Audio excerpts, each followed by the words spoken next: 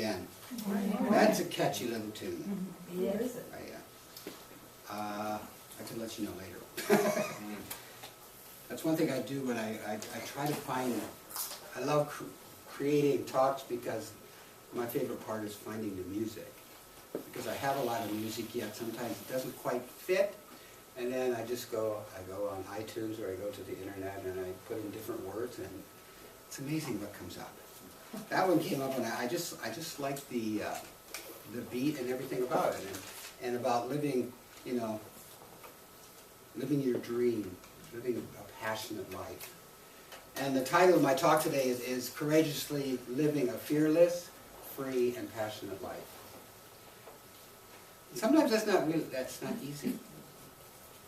Because courage, I mean, I wanted to look up the definition, exactly what courage is. I've had my definition of courage, and they kind of melded. And what it said was courage is a willingness to act in spite of fear.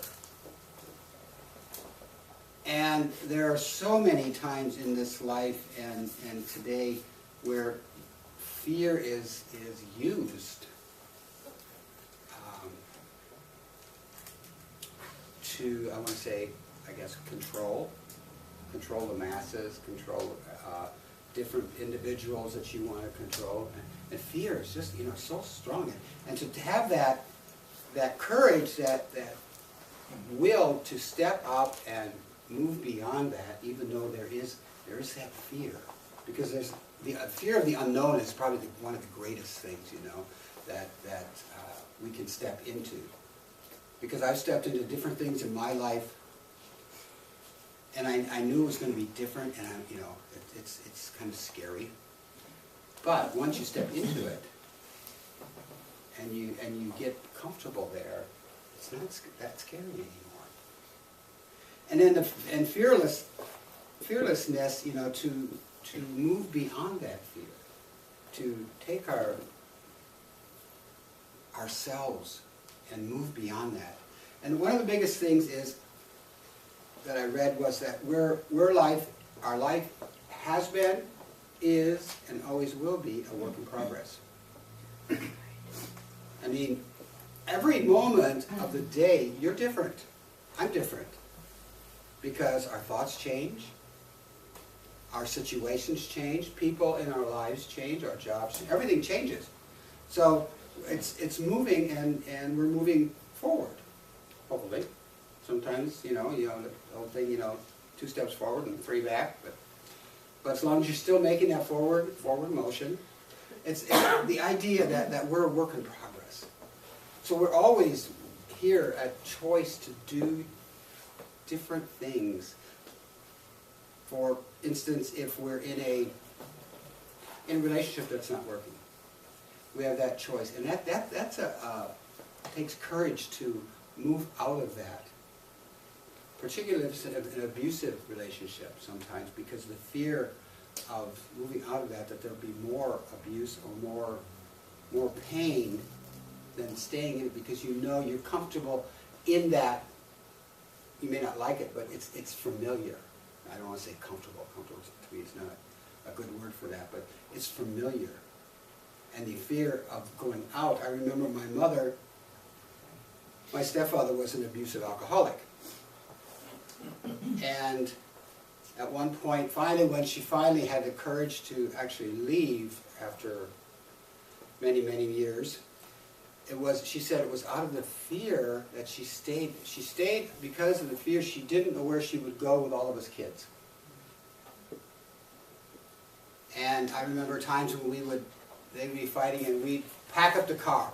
By the time we get the car packed, made up. You know, and it went on and on. It's you know, in a situation like that, and finally she had the courage. Most of us kids were gone by the time she actually did step out of that relationship. But sometimes we wait so long to do that. But eventually, you know, we have the courage to step out and do that, so that we can actually live a better life. A life, I believe, was in the reading about your dreams, and there was in the song, both, I think. And the idea of living our passion.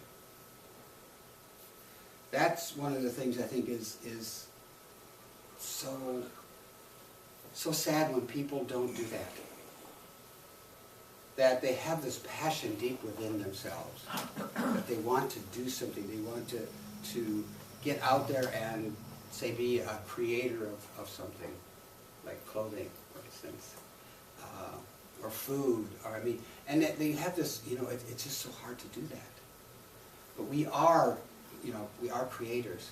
And the idea that we have this power within us, and when I first was in practitioner training, and there were certain words that were triggers, you know, power, control, which automatically I would, and I'm not the only one I know that think of power and control as negative, of being controlled, you know, of someone else having this massive power over us, which is not true. Power is great, because we have that internal power that we were created in and with, that we can do anything we put our minds to. I mean, there's so many things that have happened in this lifetime that I have seen where I would never have believed that I could do or that somebody else could do. But it's the mind, it's that power. We've embraced that power within us, and not be afraid of it. That fear, fear is fear is a four-letter word. You know, it is, and there are certain things about fear that we need to fear, like you need to check when you cross the street, because, you know, there are these things called vehicles that will mow you down if you're in their way. But the other fear is something that we need to let go. And it's hard sometimes, because fear holds us back. And that limits us. We limit ourselves, we limit our power, we limit our willingness to live and to create a life of passion.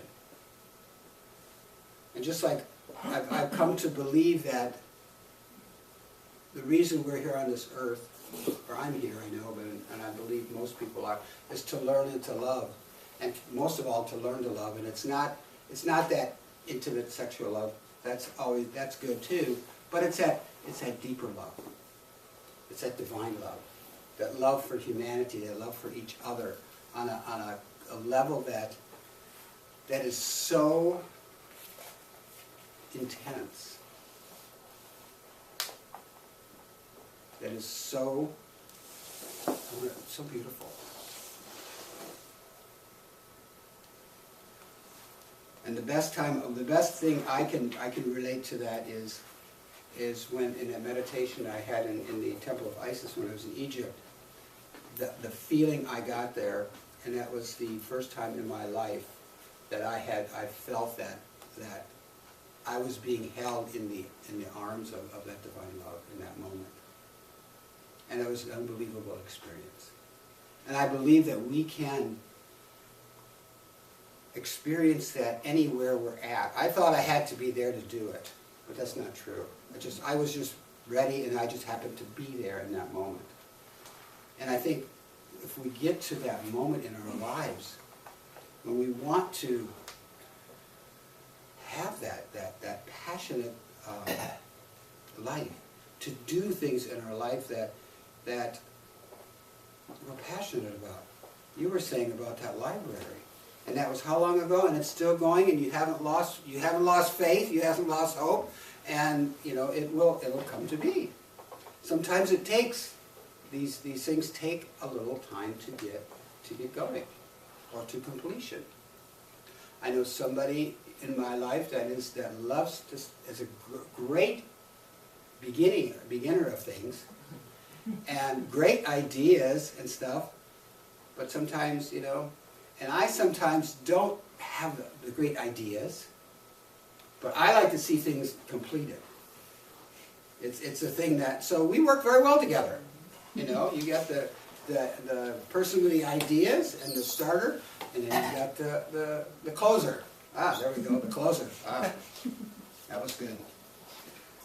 And the thing about, Earnest Holmes said that we all know as through something inside, were forever telling us that we were created not only to live and to work, but also to be happy, purposeful, and enthusiastic. I love that, enthusiastic. That's in a book, it's called Help for Today. And I found that, I thought, that is really great.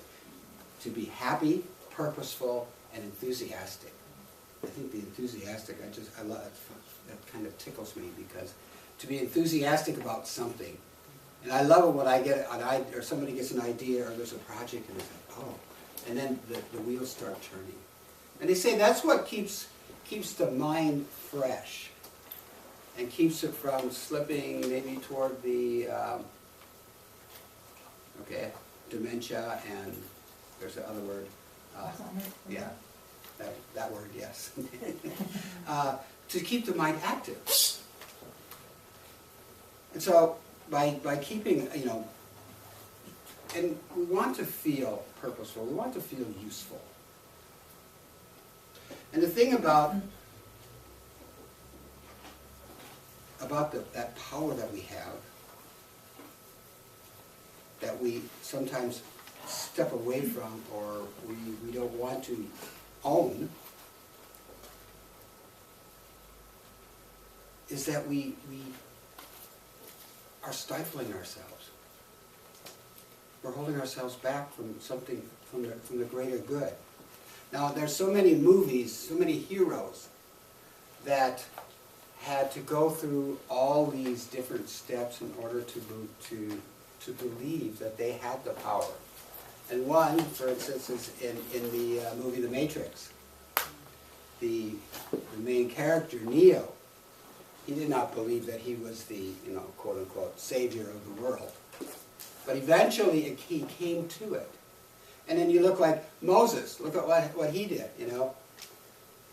He said, oh, no, I can't do this. I can't do this. I stutter this. My brother's a better person for that. How many times do we do that? Say, somebody asks you to do something that because I like to think, because they know you're good at it and that you would enjoy it. However, we don't want to take that on. And there's times we should say no, and we can say no. We're always at that option. But then there's, all these different people in history that,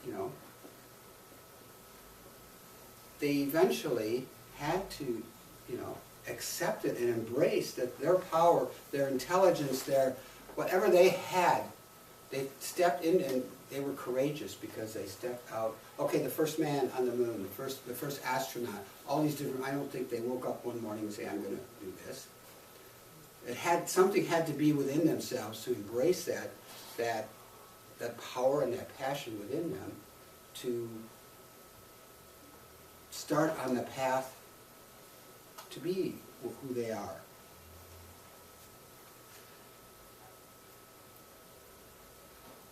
And in the Science of Mind, there's a paragraph that says, the creative mind cannot stop creating. It's kind of like that. I was talking to Charlie earlier this morning about that committee in the head. They never shut up, it doesn't seem like. They're chatterboxes from... But the creative mind never stops working. It's always creating something through us or for us. As we examine our personal lives, we begin to see what we are creating. So if we were to step back and just stop and think about our lives and the different things that have come through us, that we have created, that we may have started, we may have finished, I bet there's a long list. That's a good piece of homework, just to sit down and just take a little time, maybe a little meditation, a little contemplation, and just be still and just sit down and let that, say, okay, what things have I contributed, have I created, helped create, helped finish in this life? And I bet you'd run out of paper. Because we're always doing that. We don't think we are. We think we have to do these great grandiose things. But like I have come to believe that it is the little things we do. The little things we do for others, and actually do for ourselves. we are filled with, that courage. Sometimes that courage, we have to leave, sometimes we have to have the courage to leave a job, a relationship. We have to let go of people sometimes because these things or people are not, they're not working in our lives. They're not a positive attribute to our well-being, or vice versa. We may have to leave because our influence on them is not good. So for their good, we need to step away. And it's not easy. It really isn't, because we connect to people, and sometimes we want that connection so bad. We want that, or that job so bad. We've wanted that job for all our life, and then we get that job and like, oh crud, this is not what I wanted, or this doesn't look like what I thought it would look like. And that's okay. Just like choice, we can make one choice, and if it's not the right one, or we can make another one. So that's courage. I mean, that's courage right there, to be able to make another choice, and without beating ourselves up. Okay, I made this choice, and it was not a good one. Or it should have been a different one. But I can make this other one. And just on and on. It doesn't make, I know I look at my life and certain things that I didn't think it really took courage, but I really did. Certain things I changed in my life. Like 37 years ago this month, I went into treatment and quit drinking. And I never thought that would happen. It's one of those things that it was my friend for a long time. It was my little snuggly bear, you might say. It was my comfort. It was my friend. It was the only thing that understood me. It warmed me and embraced me. But then it turned on me. And that turning on me was probably the best thing that happened in my life. At the moment, it did not feel like that. But to have that courage, and I see people that they want to quit something and they quit. And it lasts a while, and then they start and they quit again and again. And it takes time sometimes to finally achieve that goal. A friend of mine that we got sober roughly the same time, and he got 3 years, he got 1 year, this and that, and finally something clicked. And today I know he's got close to 20 years, I think. And it's amazing. I just love seeing that, because something clicked. The power within himself was greater than that power of the next drink or the next drug or whatever. And it's beautiful to see when somebody comes in. I remember I was at a meeting, and this person walked in, and people said hi. I forgot his name. This was a lot of years ago. And I said, "That's not who I think it is." He said, "Yeah." Well, I had been in treatment when they brought him in, and they had to actually take him to intensive care because he was so bad. But to see him, like 6 weeks later, a different person. I mean, he looked healthy. He was, he could walk. It was like, it's just amazing. Life is so rich and can be so amazing. But the courage to step out and to step into our greater good, by embracing and realizing that we can live a life of passion, that we don't have to suffer. There's always that saying that suffering is optional. Well, I don't particularly care for that. I don't have a high pain tolerance. But sometimes we inflict our own pain, our own mental anguish. And that's the thing we have to deal with ourselves.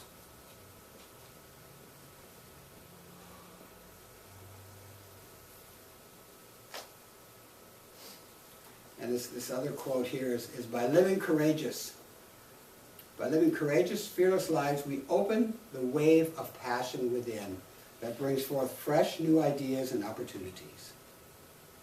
So if we allow ourselves to just discover what our passions are, I'm going to sound like a broken record, but I know that a lot of times what comes out is like in meditation, you're focusing on, you don't, sometimes it's you think you have to sit still for meditation. And that's not true. There's so many different kinds of meditations. And just find one that works for you. And when it works, you just ask yourself, okay, what are my passions?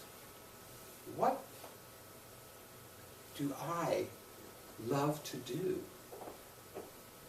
And it's amazing. It'll be amazing, I think, sometimes what comes out.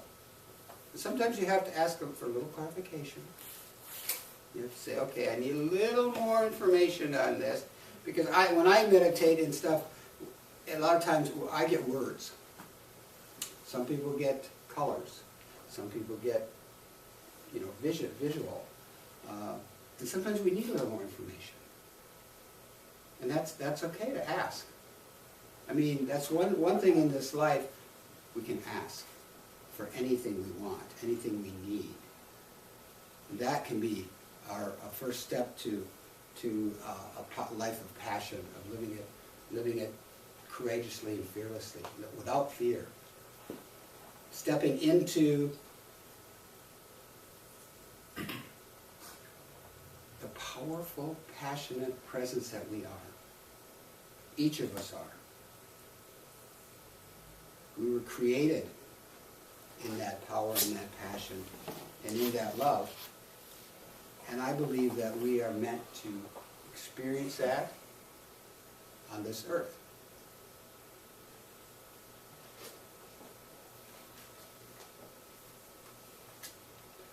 So the idea of living a powerful, passionate, courageous, fearless, enthusiastic life, it's up to us. There's a lot of stuff going on in the world today that seems not so, what do I want to say? Nice. Truth. However, we don't have to take that on. We don't have to take the world's problems on. The world, I mean, all we have to do is be responsible for ourselves, our actions. And by living and being this courageous individual, that's going to show to the world, to those around us, that they can do it too. Because the theme this month is the global transformation through individual transformation. We can't change everybody in the world at once. At once, did I say that? I did say that. Actually, we can't change them anyway. All we can change is who we are, what we do, how we act, how we react, and be an example. That was one of the big questions when I quit drinking. I said, why me? Why me? Pity pot, why me? And then realized, I said, well, why not? I said, I could just be an example. I don't have to do anything. I could just live a life that I want to live, where I am not hurting anyone, including myself. And that's a great example, that each of us can do that. And I know we've done it. I know some people in here that have done it. So a little homework. I've already given it out, but is to take that time this week, a few minutes, morning, night, whenever. Maybe you can't sleep in the middle of the night. Get up and just do a little meditation, a little contemplation on it. Really, because the seed is planted now. What is my passion? What am I passionate about? And then take that step and do something about it. Make a list, okay, what would I have to do for this to come true? What steps do I have to take?